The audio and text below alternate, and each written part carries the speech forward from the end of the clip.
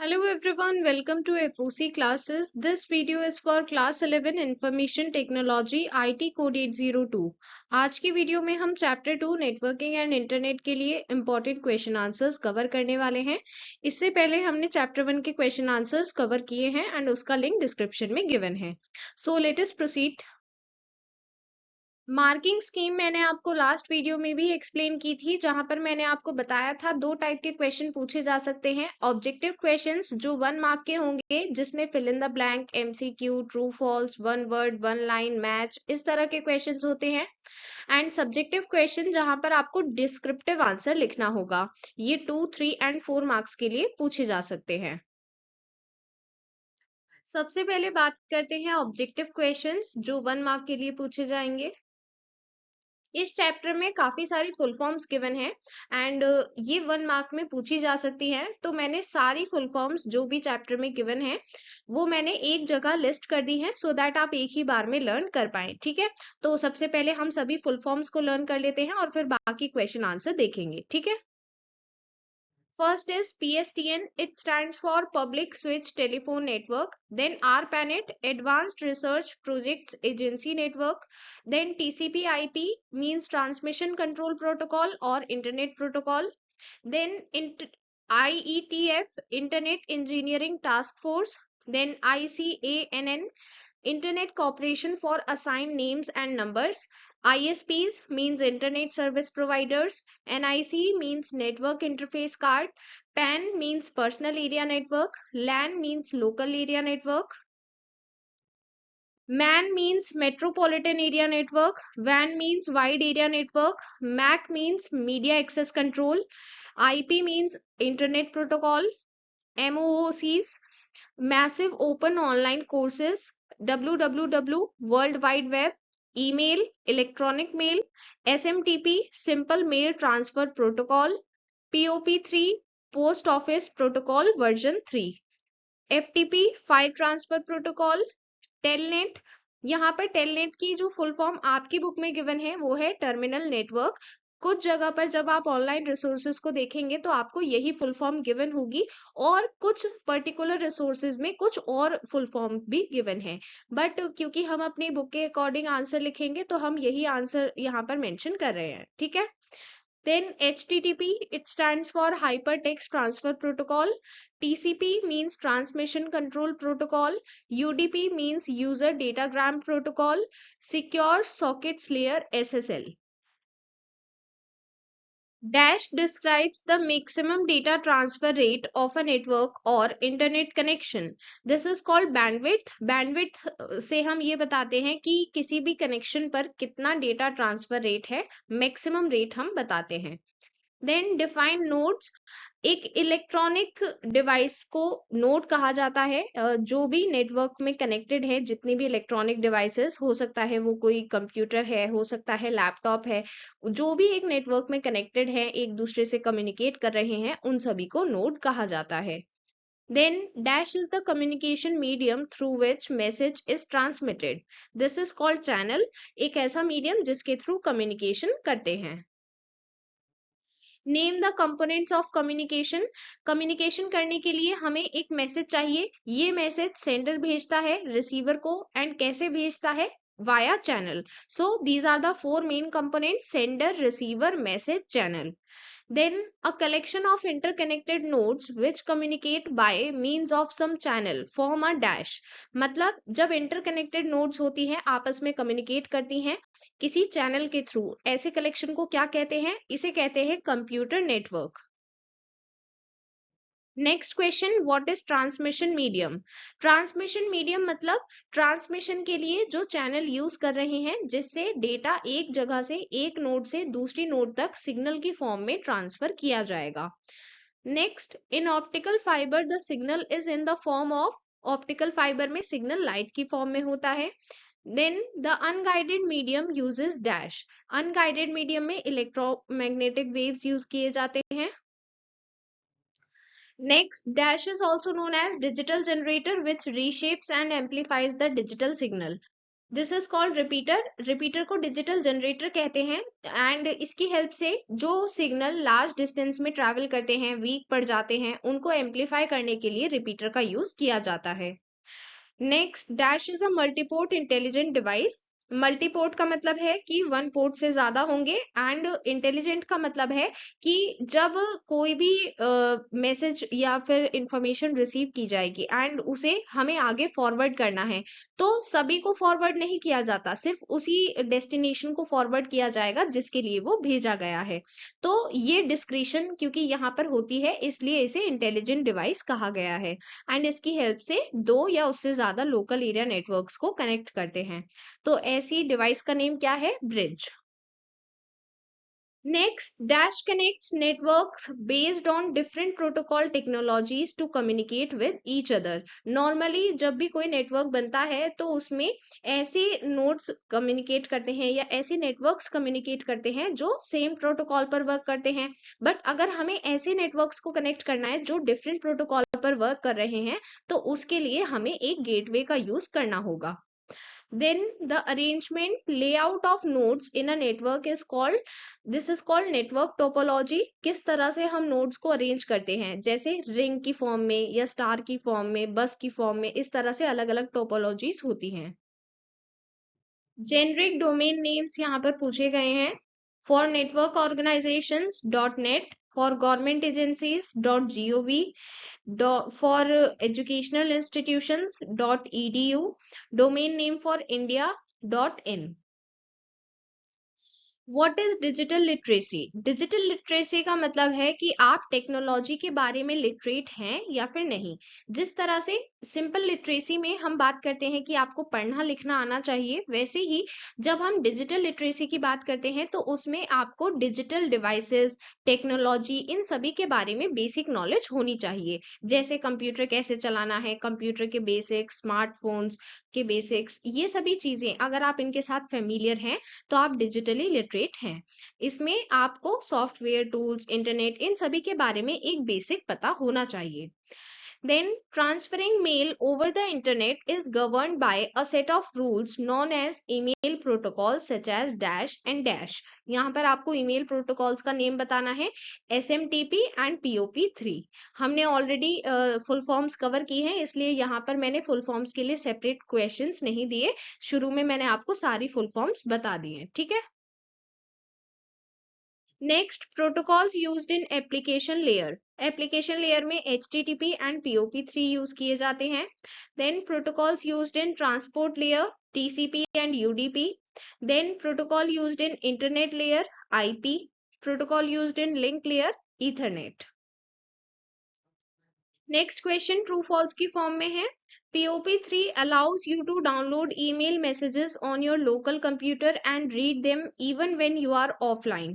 सो POP3 की help से हम ईमेल मैसेजेस डाउनलोड कर सकते हैं और उन्हें कभी भी पढ़ सकते हैं, इवन अगर हम ऑफलाइन हैं तब भी। तो ये स्टेटमेंट ट्रू है या फॉल्स है? ये स्टेटमेंट ट्रू है। Next, dash layer is also called host to internet layer। This is link layer, इसे host to internet layer भी कहते हैं। Next question, host application is required for worms to replicate themselves। True or false?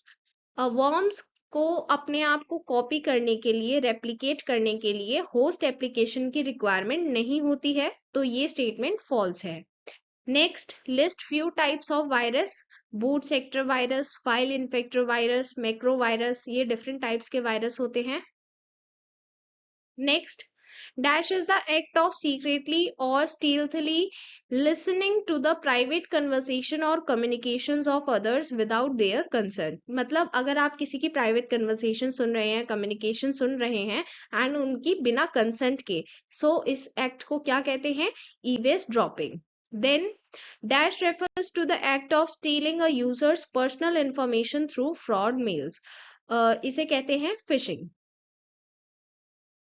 Dash are the crimes related to the misuse of computers और internet। ऐसे crime जिसमें computer involve है या internet involve है, ऐसे क्राइम्स को कहते हैं cyber crimes.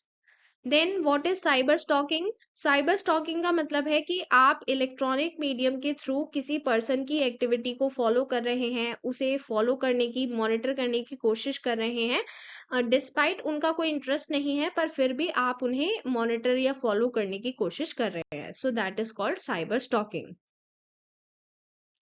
Dash is a cyber crime in which attempt is made to seek personal sensitive information through a phone call. phone call के थ्रू पर्सनल सेंसिटिव इंफॉर्मेशन निकालने की कोशिश की जाती है, विशिंग कहते हैं इसे। देन जब रजिस्टर्ड मोबाइल नंबर के अगेंस्ट एक न्यू सिम कार्ड लें, उसे हम सिम स्वैप स्कैम कहते हैं। आइडेंटिटी थेफ्ट क्या होता है? इसमें डिसऑनेस्टली किसी और पर्सन के आइडेंटिफिकेशन फीचर को यूज किया जाता है ये दिखाने के लिए कि हम कोई और हैं। Then dash means repeatedly persuading a recipient to buy a product. जब आप नोटिस करते हैं कई बार आपको ईमेल या एसएमएस के थ्रू बार बार किसी प्रोडक्ट को परचेज करने के लिए या किसी वेबसाइट को विजिट करने के लिए ईमेल या एसएमएस मिलते हैं, डिस्पाइट आपका कोई इंटरेस्ट नहीं है उस चीज में, फिर भी आपको बार बार वो ईमेल और एसएमएस मिल जाते हैं, so that is called spamming. Then what is ransomware? ये एक साइबर क्राइम है जहां पर हैकर आपकी डिवाइस को हैक कर लेगा और फिर आपसे उसके लिए रैंसम मांगेगा ताकि आपकी डिवाइस को डिक्रिप्ट कर सके, so this is a cyber crime. Dash passwords have smaller length and use a small subset of possible characters and thus are subjected to be cracked easily. किस तरह के पासवर्ड्स में स्मॉल लेंथ होती है and उसमें ज्यादा possible characters भी नहीं होते और इजीली क्रैक किए जा सकते हैं, these are weak passwords. Then report phishing issues at dash. हमें कौन सी वेबसाइट पर फिशिंग इश्यूज को रिपोर्ट करना चाहिए? cybercrime.gov.in पर। Then Dash is a secure version used for communication between client and host on the internet. This is HTTPS. It stands for Secure Hypertext Transfer Protocol. Then next question, कभी कभी आप देखते हैं address bar में आपको URL के पहले left side में एक पैडलॉक, एक लॉक टाइप दिखाई देता है, वो क्या इंडिकेट करता है? ये इंडिकेट करता है कि वेबसाइट में एसएसएल डिजिटल सर्टिफिकेट इशू है। एसएसएल का मतलब है सिक्योर सॉकेट लेयर। ये डिजिटल सर्टिफिकेट एक ट्रस्टेड पार्टी इशू करती है और इससे ये आप इंश्योर कर सकते हैं कि रिमोट होस्ट ऑथेंटिक है, ओरिजिनल है, मतलब आप सिक्योर्ड वेबसाइट पर हैं। Then a dash is a small piece of information about the client browsing a website. आप किसी भी वेबसाइट पर जाते हैं तो वहां पर एक स्मॉल पीस ऑफ इंफॉर्मेशन रहती है आपके बारे में, उसे हम क्या कहते हैं? Cookie. Next we are proceeding to subjective questions of 2 marks. First question यहाँ पर बताना है कंप्यूटर नेटवर्क को रिसोर्स शेयरिंग और कम्युनिकेशन के लिए कैसे यूज कर सकते हैं। तो रिसोर्स शेयरिंग में जब हम एक ही कंप्यूटर नेटवर्क पर हैं तो हम हार्डवेयर एंड रिसोर्सेज शेयर कर सकते हैं। लाइक आप एक नेटवर्क पर कुछ कंप्यूटर्स और एक प्रिंटर को कनेक्ट कर देते हैं तो सभी कंप्यूटर्स एक ही प्रिंटर को यूज कर पाएंगे, तो वो हार्डवेयर रिसोर्स को शेयर कर रहे हैं। देन कम्युनिकेशन, जितने भी कंप्यूटर एक नेटवर्क पर कनेक्टेड होंगे वो इंफॉर्मेशन एक्सचेंज कर सकते हैं, मतलब कम्युनिकेट कर सकते हैं। एंड अलग अलग तरह के नेटवर्क होते हैं, ये डिपेंड करता है कि उनकी टोपोलॉजी क्या है, मतलब वो किस तरह से अरेंज्ड हैं, जियोग्राफिकल स्पैन क्या है, पर्पस क्या है, इस तरह से अलग अलग नेटवर्क्स बनाए जाते हैं। What is the use of hub? Hub एक नेटवर्किंग डिवाइस है जिसमें इनपुट आउटपुट पोर्ट्स होते हैं, हर एक सिंगल केबल से कनेक्टेड होता है एंड डेटा जो एक लाइन पर आ रहा है वो उस लाइन के अलावा बाकी सभी लाइंस पर भेज दिया जाता है। Then what is the use of switch in a network? So एक नेटवर्क में स्विच एक ऐसी नेटवर्किंग डिवाइस होती है जिसकी हेल्प से हर एक नोड को यूनिक पोर्ट से कनेक्ट किया जाता है। जब कोई भी नोड डेटा सेंड करती है किसी नोड के लिए तो डेस्टिनेशन नोड को ही डेटा फॉरवर्ड किया जाता है। Then all the nodes connected through switch forms only one lane. जो भी नोड्स ये स्विच से कनेक्ट किए जाएंगे ये सभी मिलकर एक लोकल एरिया नेटवर्क बनाते हैं। What is the use of a router in a network? Router use किया जाता है डिफरेंट नेटवर्क्स जैसे लैन और वैन को कनेक्ट करने के लिए। एक नेटवर्क से जो डेटा आ रहा है उसको राउटर दूसरे नेटवर्क पर ट्रांसमिट करता है। राउटर एक राउटिंग टेबल मेंटेन करता है अलग अलग नेटवर्क्स के लिए, जिसमें हमें उसी टेबल से पता चलता है कि डेस्टिनेशन एड्रेस क्या है और हमें कौन से नेटवर्क पर वो इनकमिंग पैकेट ट्रांसमिट करना है। Next question, two types of topologies के बारे में एक्सप्लेन करना है। दो तरह की टोपोलॉजीज होती हैं। ब्रॉडकास्ट टोपोलॉजी, ऐसी टोपोलॉजी में सभी nodes same physical link share करती हैं। जब एक नोड कोई डेटा ट्रांसमिट करेगी तो वो सभी नोड्स के पास जाता है। इसके एग्जाम्पल हैं bus topology and ring topology. Then point to point topology, इस टाइप की टोपोलॉजी में हर एक नोड्स का पेयर एक डेडिकेटेड लिंक रखता है। इसके एग्जाम्पल हैं star topology, mesh topology. Next question, what is the difference between ring topology and mesh topology? Ring topology में सभी डिवाइसेस एक रिंग की फॉर्म में कनेक्टेड होती हैं केबल के थ्रू, एंड इसमें मैसेज एक ही डायरेक्शन में ट्रांसमिट होता है। इस वजह से जब फॉर एग्जांपल अगर एक डिवाइस को डेटा सेंड करना है दूसरे डिवाइस को, पर उन दोनों के बीच में दो डिवाइसेस हैं, तो वो दो डिवाइसेस तक भी डेटा पहुंचाया जाएगा और तभी वो नेक्स्ट डिवाइस तक पहुंचेगा। तो इस तरह से ये एक ही डायरेक्शन में फ्लो करता है। बट मैश टोपोलॉजी में सभी नोड्स एक दूसरे के साथ कनेक्टेड होती हैं, एंड जो भी डेटा होगा तो जिस भी नोड को सेंड करना है जिसको भी, तो वो डायरेक्टली उसे ही सेंड करता है, तो बीच में किसी और नोड को सेंड करने की जरूरत नहीं होती। तो यहाँ पर सिक्योर डेटा ट्रांसफर होता है। नेक्स्ट क्वेश्चन, रिंग टोपोलॉजी के एडवांटेज एंड डिसएडवांटेज बताने हैं। रिंग टोपोलॉजी में इजीली डिवाइसेस को ऐड या डिलीट कर सकते हैं। फॉल्ट इजीली डिटेक्ट हो पाती है। डिसएडवांटेज क्या है? सिंगल पॉइंट फेलियर होगा। मतलब अगर बहुत सारी डिवाइसेस हैं और उसमें से कोई भी एक डिवाइस फेल कर देती है, मतलब नहीं काम करती है, तो उस केस में ट्रांसमिशन रुक जाएगा, क्योंकि एक ही डायरेक्शन में ट्रांसमिशन होता है। एंड क्योंकि हम जानते हैं कि एक ही डायरेक्शन में ट्रांसमिशन होता है, तो अगर दो डिवाइसेस के बीच में बहुत सारी डिवाइसेस लगी हुई हैं, तो सभी डिवाइसेस से होते हुए ही डेटा आएगा, तो उसमें ज्यादा टाइम भी लग सकता है। देन मेश टोपोलॉजी के एडवांटेज एंड डिसएडवांटेज बताने हैं। सो मेश टोपोलॉजी में dedicated point to point connection होता है। जितने भी नोड्स हैं सभी के बीच में, हर पॉसिबल पेयर के बीच में कनेक्शन होता है। इस वजह से सिक्योर डेटा ट्रांसफर होगा, मतलब जिस नोड को डेटा जाना है सिर्फ उसी को जाएगा और किसी को नहीं जाएगा।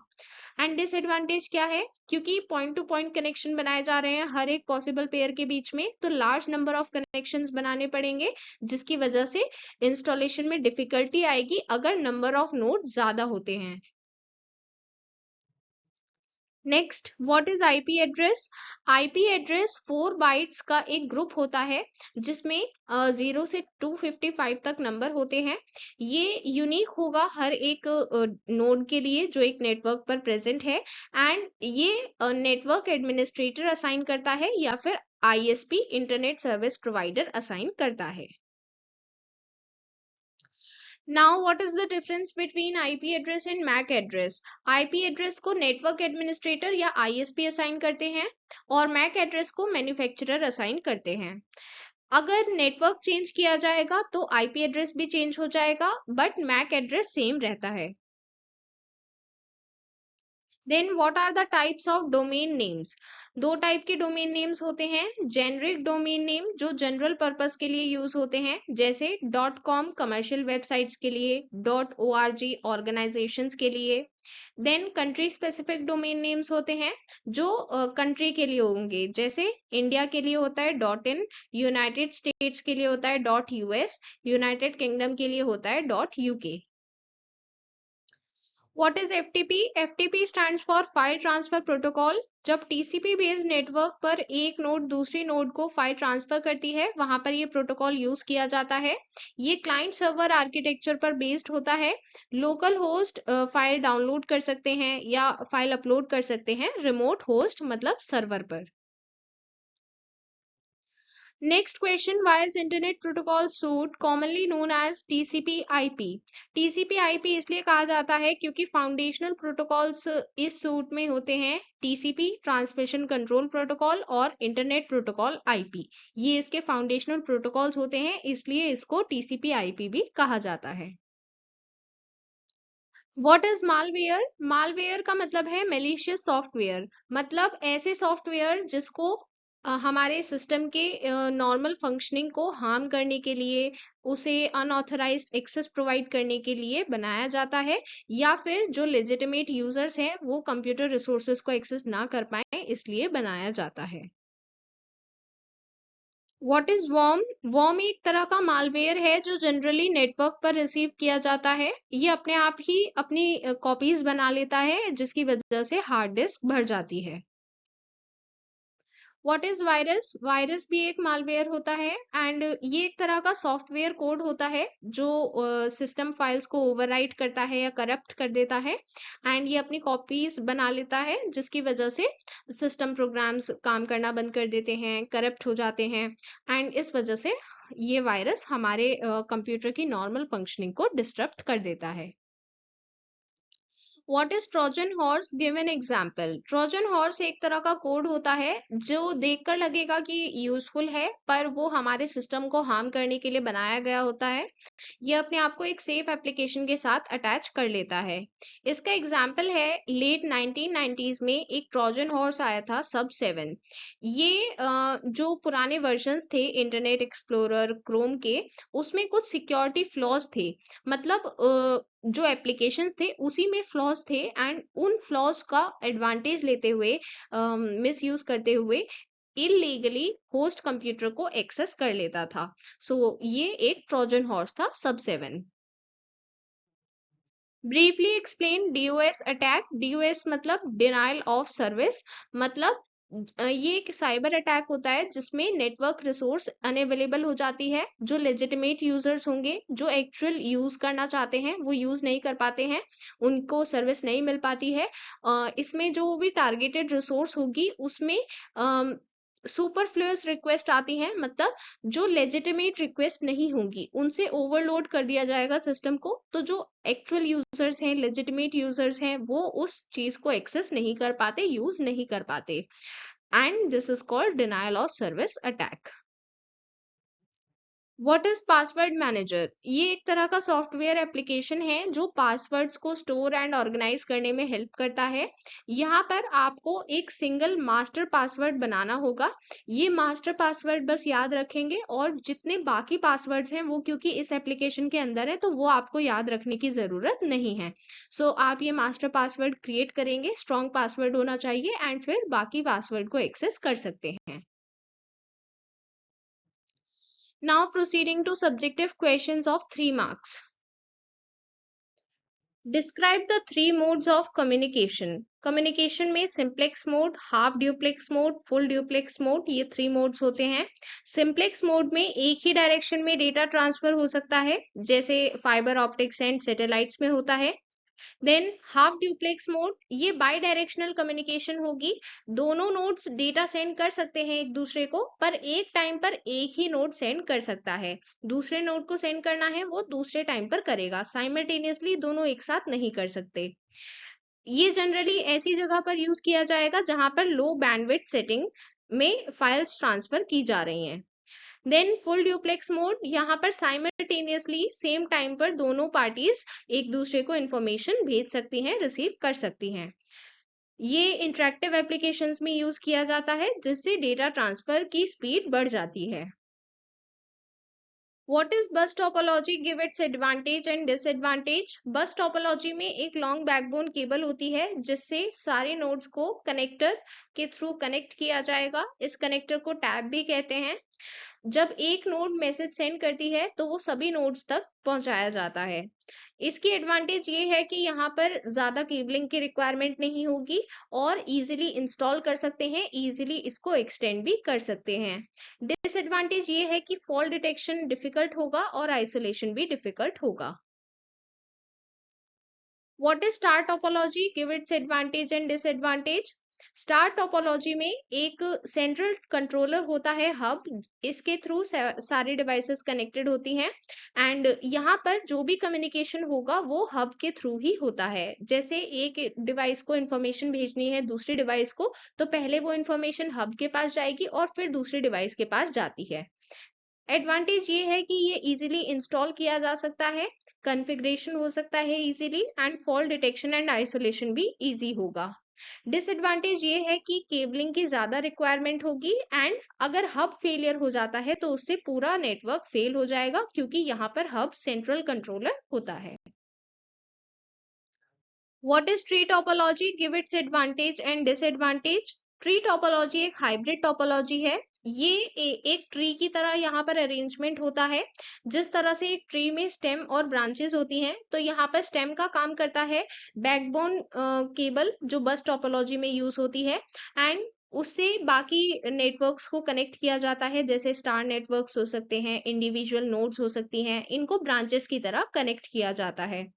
यहाँ पर एडवांटेज ये है कि अगर किसी सेगमेंट में मतलब किसी ब्रांच में कोई प्रॉब्लम होगी तो उससे बाकी पार्ट्स अफेक्ट नहीं होते हैं।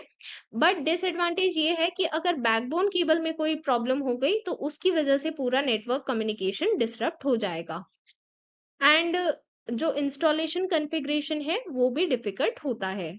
ये भी एक डिसएडवांटेज है।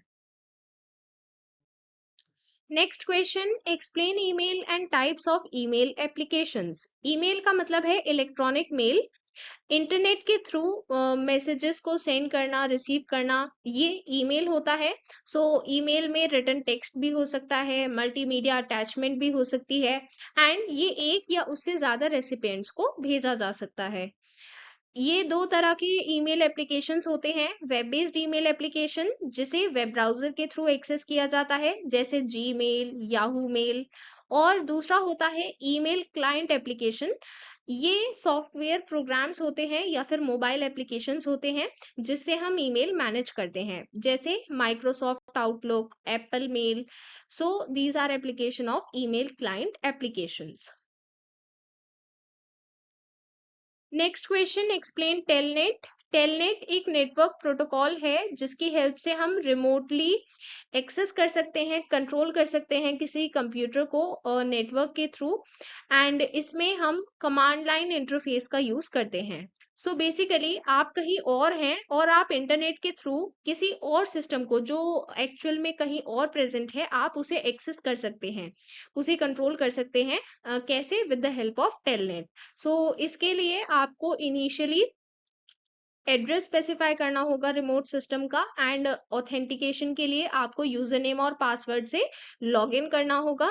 जब आप लॉगिन कर लेंगे तो आप उस रिमोट सिस्टम को एक्सेस कर सकते हैं और इसकी हेल्प से आप उसके डेटा, उसकी एप्लीकेशंस जो भी वहां पर इंस्टॉल्ड हैं, आप उन्हें यूज कर सकते हैं, एक्सेस कर सकते हैं। www means world wide web. ये interlinked web pages and multimedia content का एक सिस्टम है जिसको वेब ब्राउजर के थ्रू इंटरनेट की हेल्प से एक्सेस किया जाता है।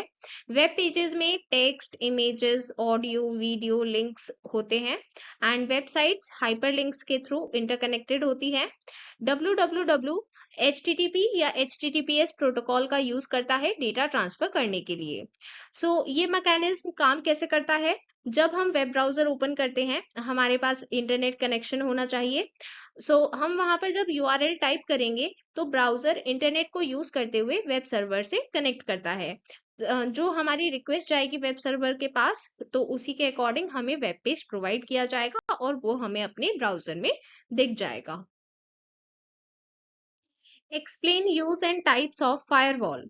फायरवॉल का काम है नेटवर्क ट्रैफिक की इंस्पेक्शन करना और ये देखना कि वहां पर जो डेटा जा रहा है वो सिक्योरिटी कॉन्स्टेंट्स को वायलेट ना करे। मींस सिक्योरिटी कॉन्स्टेंट्स को फॉलो करे, सिर्फ वही डेटा पास किया जाता है और जो डेटा वायलेट करता है उसको पास नहीं किया जाता है। यहाँ पर 3 टाइप्स की फायरवॉल्स होती हैं। हार्डवेयर फायरवॉल्स, ये राउटर की फॉर्म में प्रेजेंट होती है एंड ये मैलिशियस सॉफ्टवेयर को हमारे नेटवर्क में एंटर करने से प्रिवेंट करती है। देन सॉफ्टवेयर फायरवॉल्स, ये हमारे पर्सनल कंप्यूटर्स पर इंस्टॉल की जाती हैं सो दैट कोई अनऑथराइज्ड एक्सेस ना हो पाए या कोई मालवेयर हमारे सिस्टम को एक्सेस ना कर पाए। देन नेटवर्क फायरवॉल्स, ये पूरे नेटवर्क पर इंस्पेक्शन रखती हैं, पूरे नेटवर्क को प्रोटेक्ट करती हैं एंड जो इनकमिंग डेटा है उसको एनक्रिप्ट कर देती हैं, जिसकी वजह से फर्दर प्रोटेक्शन मिलता है। Explain briefly about antivirus. Antivirus एक सॉफ्टवेयर है जिससे हम सिस्टम को प्रोटेक्ट करते हैं मालवेयर से। मालवेयर्स मींस मैलिशियस सॉफ्टवेयर्स जो हमारे सिस्टम को हार्म कर सकते हैं। इसका काम है कि मैलिशियस सॉफ्टवेयर्स को डिटेक्ट करता है, उन्हें सर्च करता है एंड उन्हें रिमूव करता है। ये सॉफ्टवेयर काम कैसे करता है? यहाँ पर एक डेटाबेस होगा जिसमें मालवेयर डेफिनेशंस होती हैं, इन्हें ऑटोमेटिकली अपडेट किया जाता है एंड इसके अकॉर्डिंग ये सर्च करता है कि कोई मैलिशियस प्रोग्राम तो नहीं है, और अगर कोई मैच मिलता है तो वहां पर सेटिंग्स के ऊपर डिपेंड करता है आपने कौन सी सेटिंग यूज की है, उसी के अकॉर्डिंग या तो उसे डिसेबल कर दिया जाएगा या फिर उसे डिसेबल करके रिमूव कर दिया जाएगा। Now proceeding to subjective questions of 4 marks. Explain two categories of transmission medium. Transmission medium की दो कैटेगरीज हो सकती हैं, guided and unguided. Guided medium में फिजिकल कंडक्टर्स होते हैं, ट्विस्टेड पेयर में वोल्टेज की तरह सिग्नल ट्रैवल करते हैं एंड कोएक्सियल केबल में करंट की तरह सिग्नल ट्रैवल करते हैं, ऑप्टिकल फाइबर में लाइट की फॉर्म में सिग्नल ट्रैवल करते हैं। देन अनगाइडेड मीडियम, यहाँ पर फिजिकल कंडक्टर यूज नहीं होंगे, यहाँ पर इलेक्ट्रोमैग्नेटिक वेव्स यूज होते हैं। इसके एग्जांपल्स हैं microwave, radio wave, infrared. Briefly explain the categories of network on the basis of geographical span. Geographical span के बेसिस पर 4 कैटेगरीज होती हैं नेटवर्क की। सबसे पहला है pan means personal area network. यहाँ पर अप टू 10 मीटर्स तक कनेक्शन होता है और ये एक पर्सन के क्लोज जो डिवाइसेस हैं वायर्ड या वायरलेस, ये आपस में कम्युनिकेट करती हैं। देन लैन लोकल एरिया नेटवर्क, इसका रेडियस 1 किलोमीटर तक होता है, जनरली बिल्डिंग या कैंपस में एस्टैब्लिश किया जाता है एंड इसकी स्पीड की रेंज होती है 10 Mbps to 1 Gbps। Then MAN means metropolitan area network, ये एक सिटी के अंदर नेटवर्क एस्टैब्लिश करने के लिए यूज किया जाएगा 50 किलोमीटर तक के रेडियस के लिए एंड इसमें रिसोर्सेज शेयर करने के लिए, नेटवर्क बनाने के लिए डिफरेंट लोकल एरिया नेटवर्क्स को भी कनेक्ट किया जा सकता है। इसका एग्जाम्पल है केबल टेलीविजन नेटवर्क जो एक सिटी में प्रेजेंट होता है। Then wide area network means वैन, इसका रेडियस होता है अप टू 1000 किलोमीटर। ये लॉन्ग डिस्टेंस कम्युनिकेशन के लिए यूज किया जाएगा एंड ये रिमोट एरियाज को कनेक्ट करने के लिए सूटेबल होता है। इसमें अलग अलग local area network, metropolitan area networks को कनेक्ट किया जा सकता है एंड इसमें एक कंट्री के अंदर कनेक्शन बनाने के लिए, नेटवर्क बनाने के लिए इसको यूज किया जाएगा। Explain MAC address. NIC means network interface card. हर एक NIC को एक यूनिक एड्रेस असाइन किया जाता है, उसका मैन्युफैक्चरर एक यूनिक एड्रेस असाइन करता है एंड इसे हम कहते हैं MAC address. MAC stands for media access control. ये परमानेंट एड्रेस होता है और चेंज नहीं होता है। ये 12 डिजिट का हेक्साडेसिमल नंबर होता है। यूजुअली इसके 2 फॉर्मेट्स होते हैं लिखने के, यहाँ पर दोनों फॉर्मेट्स गिवन है। जो दोनों फॉर्मेट में आप देख सकते हैं 2 कंपोनेंट्स हैं। तो जो फर्स्ट हाफ है ये डिनोट करता है ID number of the adapter manufacturer और जो सेकंड हाफ है ये डिनोट करता है सीरियल नंबर जो उसका मैन्युफैक्चरर उसे असाइन करेगा। इस तरह से ये मैक एड्रेस लिखा जाता है। Explain domain name system and domain name. Internet पर डिफरेंट डिवाइसेस कनेक्टेड होती हैं एंड जब इंफॉर्मेशन एक्सेस करनी है, हमें कौन सी इंफॉर्मेशन कहाँ से एक्सेस करनी है, कौन से सर्वर से एक्सेस करनी है, ये चीज हमें कैसे पता लगेगी? तो उसके लिए हम डोमेन नेम यूज करते हैं। लाइक हमने लिखा www.example.com। इसके हेल्प से हमने ये बताया कि हमें इंफॉर्मेशन कहाँ से चाहिए, बट ये चीज हमें समझ में आ रही है, कंप्यूटर को क्या समझ में आएगी? IP address. तो डोमेन नेम को IP एड्रेस में कन्वर्ट करने के लिए ये डोमेन नेम सिस्टम यूज किया जाता है। डोमेन नेम, यहाँ पर दोनों चीजें पूछी गई हैं। डोमेन नेम क्या है? ये एक यूनिक नेम है जो एक वेबसाइट को आइडेंटिफाई करता है इंटरनेट पर। एंड ये वो एड्रेस है जो आप वेब ब्राउजर में टाइप करते हैं यूआरएल में। सो अगर इस यूआरएल की बात की जाए www.example.com, तो यहाँ पर example.com ये डोमेन नेम है। Explain parts of domain name. Domain name के यूजुअली टू पार्ट्स होते हैं। सबसे पहला होता है primary domain, means top level domain. ये एंड में लोकेटेड होता है। लाइक यहाँ पर आप एग्जाम्पल में देख सकते हैं www.example.com। सो यहाँ पर .com प्राइमरी डोमेन है। देन दूसरा पार्ट होता है सब डोमेन। ये टॉप लेवल डोमेन से जस्ट पहले वाला पार्ट है। ये यूनिक नेम होता है उस वेबसाइट या बिजनेस के लिए। जैसे यहाँ पर एग्जाम्पल ये सब डोमेन है। Explain domain name resolution. Domain name resolution एक प्रोसेस होता है जिसमें जो डोमेन नेम आप प्रोवाइड करते हैं उसके करस्पॉन्डिंग आईपी एड्रेस निकाला जाता है। जब आप डोमेन नेम टाइप करते हैं, मतलब ब्राउजर में यूआरएल टाइप करते हैं, तो उसमें ही डोमेन नेम होता है। यहाँ पर ब्राउजर एक रिक्वेस्ट सेंड करेगा डीएनएस सर्वर को, जहां पर वेबसाइट का आईपी एड्रेस फाइंड किया जाएगा। जो डीएनएस होगा, डोमेन नेम सिस्टम, उसकी हेल्प से जो डोमेन नेम आपने दिया है उसके करस्पॉन्डिंग आईपी एड्रेस यहाँ पर पता चल जाएगा। एंड यहाँ पर जो ब्राउजर है वो उस वेबसाइट से कनेक्ट कर देगा using this IP address. And फिर जो उस पर कंटेंट होगा वो आपको दिख जाएगा। Next question, list some protective measures while accessing internet. जब हम इंटरनेट एक्सेस करते हैं तो हमें कुछ चीजें ध्यान रखनी चाहिए, कुछ प्रिकॉशंस रखने चाहिए। जैसे हमारा पासवर्ड स्ट्रॉन्ग होना चाहिए और हमें उसे फ्रीक्वेंटली चेंज करते रहना चाहिए। Security of the communication made over the internet can be indicated by the security of protocol। आप ये इंश्योर करें कि जो भी वेबसाइट आप विजिट कर रहे हैं वहां पर HTTPS प्रोटोकॉल यूज हो रहा है। देन डू नॉट सेंड और accept friendship request from any unknown users. जिन्हें आप जानते नहीं है, ना ही उन्हें सेंड करनी है रिक्वेस्ट और ना ही एक्सेप्ट करनी है। हो सकता है कि वो आपको किसी तरह के फ्रॉड में इन्वॉल्व कर लें। Then use updated antivirus and firewall. Antivirus, firewall, ये सभी चीजें अपडेटेड रखनी है। सिक्योर ब्राउजिंग यूज करनी है एंड पासवर्ड मैनेजमेंट भी स्ट्रॉन्ग रखना है, उसके टेक्निक्स यूज करने हैं। Then delete cookies periodically, cookies भी पीरियोडिकली डिलीट करनी है along with the temporary files. इस तरह के प्रोटेक्टिव मेजर्स लेने हैं जब इंटरनेट यूज कर रहे हैं। Explain functions performed by different layers of TCP/IP model। TCP/IP model में 4 लेयर्स होती हैं। हर एक लेयर का अपना स्पेसिफिक फंक्शन होता है डेटा ट्रांसमिशन एंड कम्युनिकेशन के लिए। सबसे पहले एप्लीकेशन लेयर, ये टॉप मोस्ट लेयर होगी जहां पर यूजर लेवल एप्लीकेशंस ऑपरेट करती हैं। इस लेयर का काम है मैसेज को एनवेलप करना, जो हेडर के साथ भेजा जाएगा। एंड जब सेंडर्स एंड की बात करते हैं तो यहाँ पर डेटा या मैसेज को क्रिएट किया जाता है। रिसीविंग एंड पर इसे एग्जामिन एंड प्रोसेस किया जाता है। यहाँ पर प्रोटोकॉल्स यूज होते हैं HTTP एंड POP3।